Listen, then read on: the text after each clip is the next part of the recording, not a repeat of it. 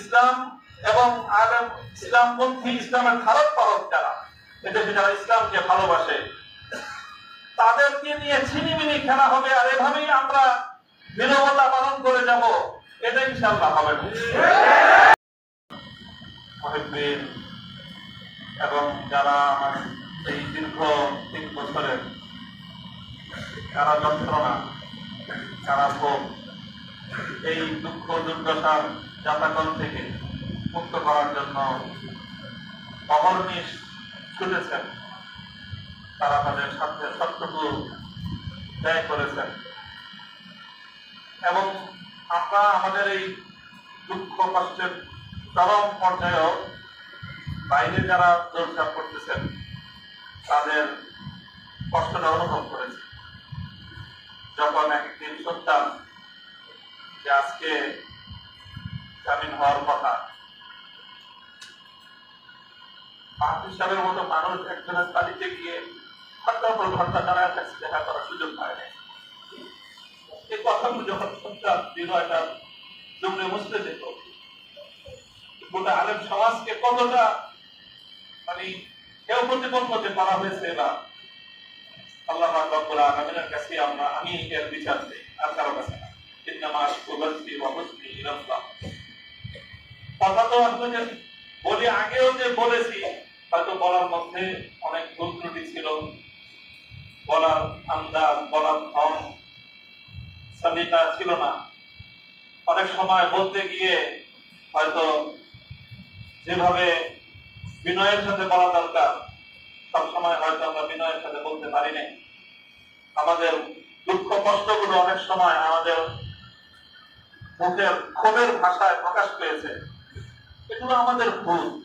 কিন্তু একটা কথা কখনো বলছি এবং এই 3 বছর তারা ভোগ করার মধ্যে থেকে অনুভব করেছে এবং আজকেও বলছি যে আসলে সব কথা আমরা সবসময় খুব সুখে বলি না। আমাদের যে খুব বলতে মনে চায় সেজন্য বলি না, তা না, সেজন্য বলি বলতে মনে চায়, বলতে সুখ লাগে, আনন্দ লাগে, এই জন্যই সব কথা বলি না। আমি বুঝতেছি যে আমি কারাগারের প্রত্যক্ষ কারামুক্ত হয়েছি, আমি পরোক্ষ ভাবে কারাগারের শৃঙ্খল এখনো আমাকে তাড়া করে ফিরছে। আমি সব জানি, সব বুঝতেছি যে আমি এখন কোন পর্যায়ে দাঁড়িয়ে আছি, কোন দেশে বসবাস করতেছি। এই দেশের সার্বিক পরিস্থিতি সম্মুখ না হলেও যথেষ্ট অনুভূতি সে ব্যাপারে আমার আছে। তবে একটা কথা কি, অনেক সময় মনে হয় এরকম, যখন ইসলাম, আল্লাহ, রাসূল এবং আলেম ওলামাদের সঙ্গে তাচ্ছিল্যপূর্ণ আচরণগুলো যখন দেখি, তখন নিজের পরিণামের কথা আর ভাবতে ভালো লাগে না, নিজের কি হবে সেটা ভাবতে আর ভালো লাগে না, এজন্য বলে দিই। জানি না আগামীতে আমি কতদিন এভাবে নীরব থাকতে পারবো, আমি জানি না, আমি বলতে পারি না।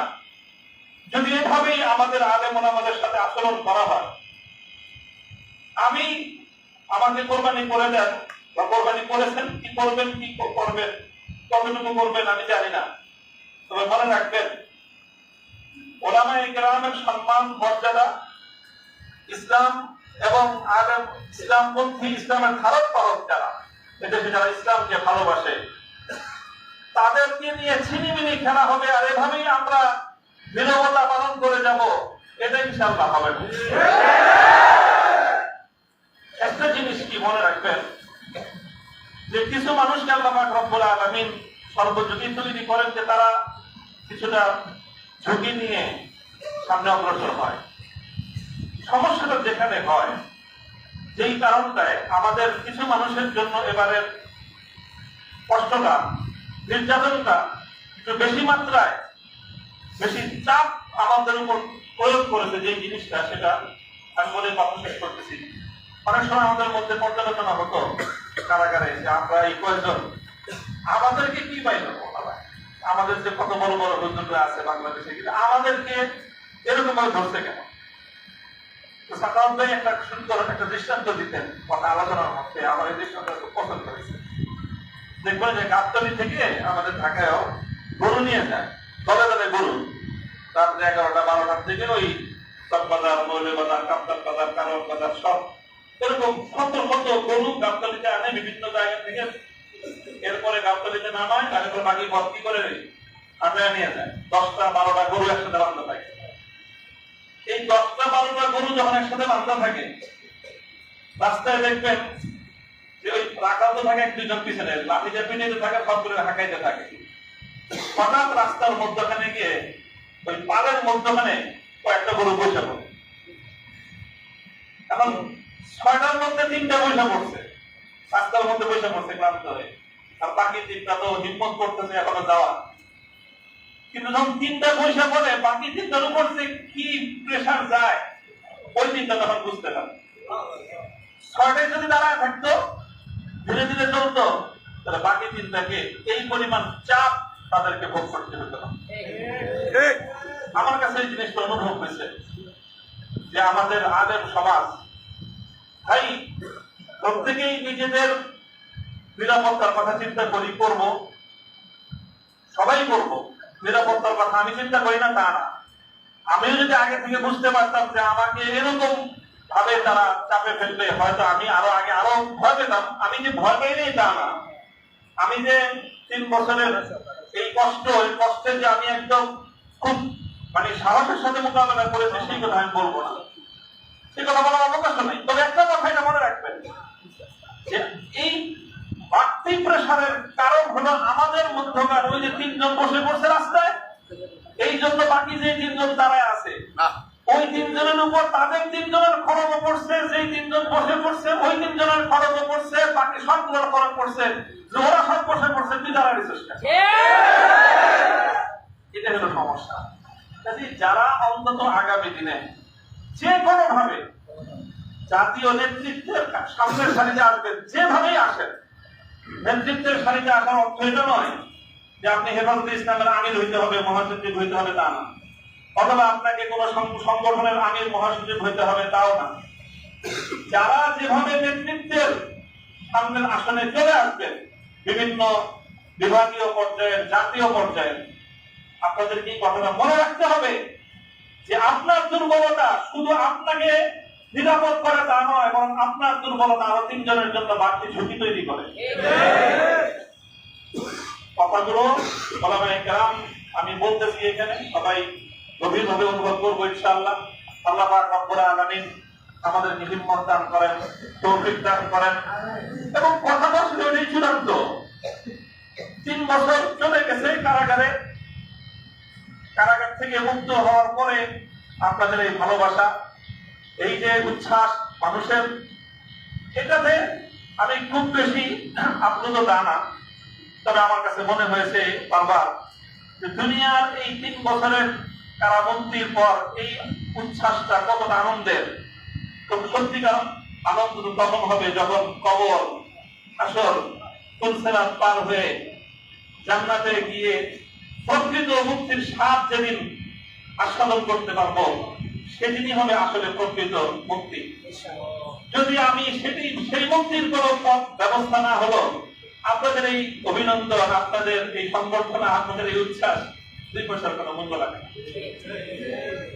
যদি সকলেই যেন আমরা সেই চূড়ান্ত মুক্তির পথে সামনের দিকে অগ্রসর হতে পারি, এবং যারা সত্যের পথে চলে তাদের হাতকে শক্তিশালী করার জন্য, তাদেরকে সাহস যোগানোর জন্য, তাদের উপর ঝুঁকি তৈরি হলে সেই সময় নিজে যেন বাড়তি ঝুঁকির কারণ না হন, বরং সেই সময় তাদের সহযোগিতা করার জন্য পাশে দাঁড়ানো উচিত। তাহলে পরিস্থিতিটা অনেকটাই সহজ হয়, অনেকটা সহজ হয়। আপনি 10 জন দাঁড়ায় আছেন, লাঠি নিয়ে আসলে পিটানোর জন্য 6 জন দৌড়তেছে, এবার বাকি 4 জনের উপর যে কি অবস্থা যায় এটা বুঝতে পারেন? যে লোক লাঠি নিয়ে আসছে, যখন আপনি লাঠি থেকে 3 জন দৌড়তেছে, 6 জন দৌড়তেছে, তখন তার মধ্যে শক্তি সাহস অনেক বেড়ে যায়। তখন আর বাকি যে 4 জন দাঁড়ায় আছে, ওদের অবস্থা তো যায় কিয়ামত ওদের উপর দিয়ে। আপনার যে বাকি 6 জন দৌড়তেছেন, আপনার তো শুধু নিজের নিরাপত্তার কথা চিন্তা করলেন, যারে মাঠে একা ফেলে গেলেন তার পরিস্থিতিটা কি হবে সেটা কি একবার ভেবেছেন?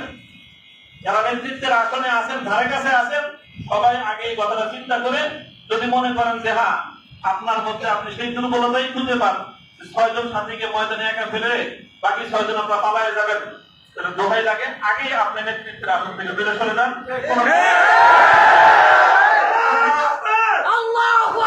কোথাও অনেক দিনের খেদমতের অনেক রাস্তা আছে, আপনি ইসলাহ নফসের জন্য খানকা করেন, আমরা ইনশাআল্লাহ আপনাদেরকে বায়াত করি। আপনি আরো অনেকগুলো খেদমতের ময়দান আছে। আপনি যখনই নেতৃত্বের কোন একটা জায়গায় থাকবেন, তখন আপনাকে মনে রাখতে হবে যে আপনি হয় বাতিলের মোকাবেলা করবেন, আর না হয় আপনি আপনার সাথীর জন্য আরো বড় কষ্টের কারণ হয়ে যাবেন। কোনটা আমি হব আপনি হব সেটা আমাদের বিবেচনা করা উচিত। আল্লাহ পাক রব্বুল আলামিন আমাদেরকে তৌফিক দান করেন। যারা সাথীরা আমরা ছিলাম একসাথে কারাগারে, কারাগারে থাকার মধ্য দিয়েও আমাদের মধ্যে এক ধরনের আত্মার বন্ধন তৈরি হয়েছে। আমরা আশা করি, আমি ব্যক্তিগতভাবে বিশ্বাস করি যে আমাদের এই বন্ধনটা আগামী দিনে ইনশাআল্লাহ ইসলামী নেতৃত্বের অঙ্গনে একটা সংহত মজবুত ইসলামী নেতৃত্ব উপহার দেবে।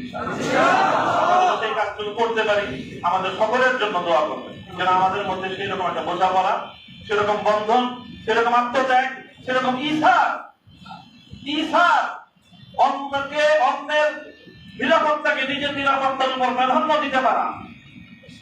আবার বলছি, অন্যের নিরাপত্তাকে নিজের নিরাপত্তার উপর যতদিন পর্যন্ত আমি প্রাধান্য দিতে না পারবো, ইসলামী নেতৃত্বের ধারে কাছে থাকার কোন সুযোগ এবং কোন বৈধতা আমার নাই।